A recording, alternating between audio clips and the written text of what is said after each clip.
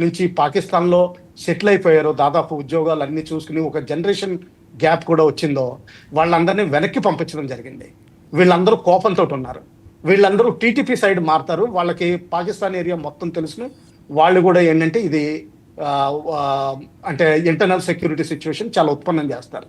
వీళ్ళు మెయిన్లీ ఎన్డబ్ల్యూఎఫ్పిలో చేస్తారు. అంటే ఇదంతా ఇమ్రాన్ ఖాన్ ఏరియా. ఇమ్రాన్ ఖాన్ ప్రస్తుతం జైల్లో ఉన్నారు. ఆయనకి మెజారిటీ వచ్చింది కానీ ఆయన గవర్నమెంట్ లేదు. అవును.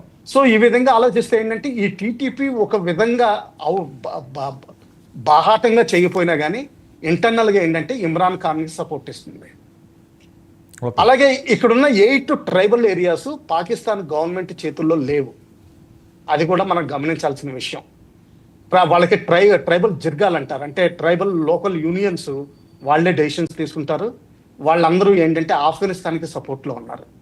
సో ఈ విధంగా ఏంటంటే పాకిస్తాన్కి చాలా విషయం.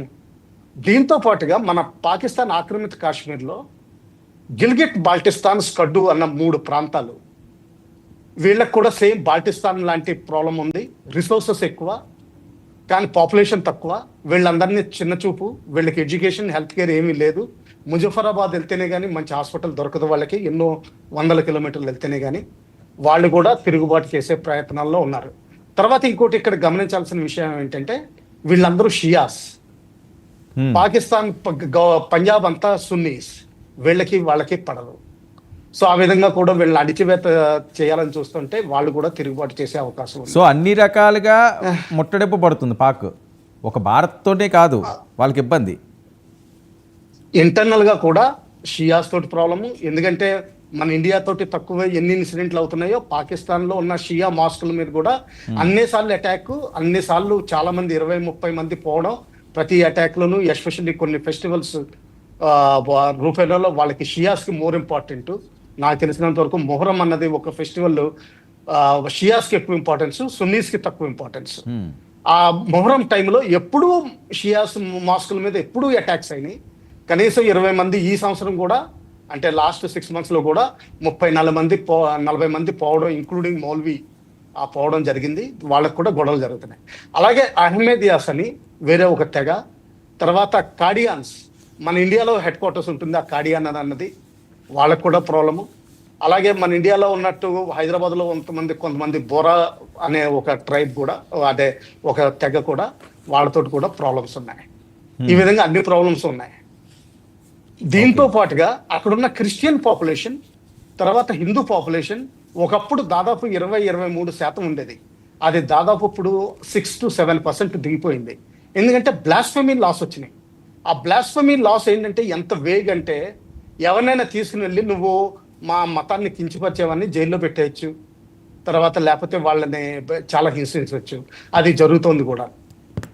దానివల్ల వాళ్ళకి ప్రాబ్లమ్స్ ఉన్నాయి. సో ఎవరైతే పాకిస్తాన్, భారత్లో ఉన్నారో వాళ్ళందరూ వెళ్ళిపోయారు అనుకోవచ్చా అండి కల్నల్ గారు?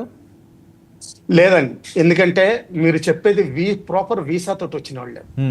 ఈ ప్రాపర్ వీసా తోటి వచ్చిన వాళ్ళు లోకల్ పోలీస్ స్టేషన్ లో రిజిస్ట్రేషన్ చేసుకోవాల్సి ఉంటుంది ఎప్పుడైతే భారత్ లోకి వచ్చారో. ఆ పోలీస్ రిజిస్ట్రేషన్ ద్వారా పోలీసులకి చాలా క్లియర్ కట్ ఐడియా ఉంటుంది ఎంతమంది ఏ స్టేట్ లో ఎక్కడ ఉన్నారన్నది. అవును. కానీ చాలా మంది ఏంటంటే ఒకవేళ ఇప్పుడు పాస్పోర్ట్ వచ్చిన తర్వాత పాస్పోర్ట్ చించేసి నేను ఇండియన్ అని చెప్తే మనం ఏం చేయలేము దానికి. అలాగే బంగ్లాదేశ్ ద్వారా వచ్చిన వాళ్ళు చాలా మంది ఫండమెంటలిస్టులు, అందులో కూడా చాలా మంది ప్రవేశించినట్టు చాలా క్లారిటీ ఉంది. ఎందుకంటే పిఎఫ్ఐ అనే ఒక ఆర్గనైజేషన్, కేరళ బేస్డ్ ఆర్గనైజేషన్, ఎప్పుడైతే సిమి బ్యాన్ అయిందో ఈ పిఎఫ్ఐ ప్రామినెన్స్ లోకి వచ్చింది. నేను లాస్ట్ చేసిన రీసెర్చ్ ప్రకారం పిఎఫ్ఐ ఏంటంటే ముషీరాబాద్, దాని తర్వాత సౌత్ అండ్ నార్త్ దినాజ్పూర్, ఈ మాల్దా డిస్ట్రిక్ట్స్ లో చాలా ప్రాబల్యానికి, తర్వాత బంగ్లాదేశ్ నుంచి చాలా మందిని తీసుకురావడానికి ట్రై చేసింది లాస్ట్ 4-5 years లో. వాళ్ళల్లో కూడా చాలా మంది ఫండమెంటలిస్ట్ వచ్చినట్టు అనుకోవచ్చు. వాళ్ళు రాగానే వేరు వేరు ఇండియన్ ప్రాంతాలకు పంపించడం జరుగుతుంది. అందులో ఒకటి హైదరాబాద్, మీరు అన్నట్టుగా ఆ విధంగానే రోహింగ్యాస్ కూడా ఇక్కడ సెటిల్ అవ్వడం జరుగుతుంది. కోయంబత్తూర్, తర్వాత బెంగళూరు, తర్వాత కోజికోడ్ అటువంటి ప్రాంతాలు, మ్యాంగ్లూర్, ఇటువంటి ప్రాంతాల్లో పంపించడం జరుగుతుంది. చాలా మంది స్లీపర్ సెల్స్ గా కానీ మామూలుగా వాళ్ళతోటి ఫండమెంటలిస్ట్ సపోర్ట్ లో కానీ ఉంటారు. అది కూడా జరుగుతుంది. రైట్. ఓకే. సిప్లి గారు, ఏంటి పరిస్థితి? ఎప్పుడు దీనికి ఫుల్ స్టాప్ పడుతుంది? ఎప్పుడు ఫుల్ స్టాప్ పడుతుందంటే కుక్కతోక వంకర సార్. ఇప్పుడు ఇది వీళ్ళకి సరి అయిన బుద్ధి చెప్పినంత వరకు ఫుల్ స్టాప్ ఏం పడేటట్టుగా అయితే ఏం కనిపించట్లేదు.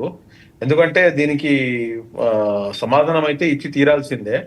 ఇది సమాధానం ఇచ్చిన తర్వాత ఎలా ఉంటుందనేది మళ్ళీ ఒకసారి మనం బేరీ చేసుకోవాల్సినటువంటి అంశం ఉంటుంది. కానీ ఒకటైతే పక్కాగా చెప్పగలను సార్, ఇప్పట్లో మట్టుకు ఇది ఫుల్ స్టాప్ పడే విధంగా అయితే నాకు కనిపించట్లేదు. ఓకే. ఎందుకంటే ఇది దూరం దాకా వెళ్ళింది ఈ అంశము. అండ్ నేను కూడాను పర్సనల్ గా కూడాను యాజ్ ఎ కమ్యూనిటీ పరంగా కూడా నేను ఆశించేది ఏంటంటే, ఈ అంశం ఎక్కడో చోట తాడో పేడో తెలుసుకోవాలండి. ఇది ప్రతిసారి కూడాను అవును. ఇలా వీళ్ళు రావటం, ఇలా విధంగా చేయటం, ఇది ఒక పెద్ద న్యూసెన్స్ లా తయారైపోయింది.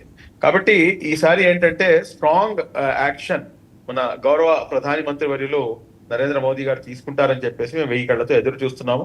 ఆయన ఎటువంటి యాక్షన్ తీసుకున్నా కానీ దాంతో పాటు మేమందరం కూడాను ఆయనతో మద్దతుగా మేము నుంచుంటాం. సార్, హైదరాబాద్ పరిస్థితి ప్రతిసారి కూడా ఫోకస్ అంతా కూడా పాత బస్తీ మీదే ఉంటుంటుంది. ఏ ఇన్సిడెంట్ జరిగినా సరే ఇక్కడ మూలాలు ఉన్నాయని మీకున్న ఇన్ఫర్మేషన్ కానీ లేకపోతే మీ బంధువులు కానీ వేరే వాళ్ళు కానీ మాట్లాడుతున్న అంశాలు కానీ నిజంగా అక్కడ స్థావర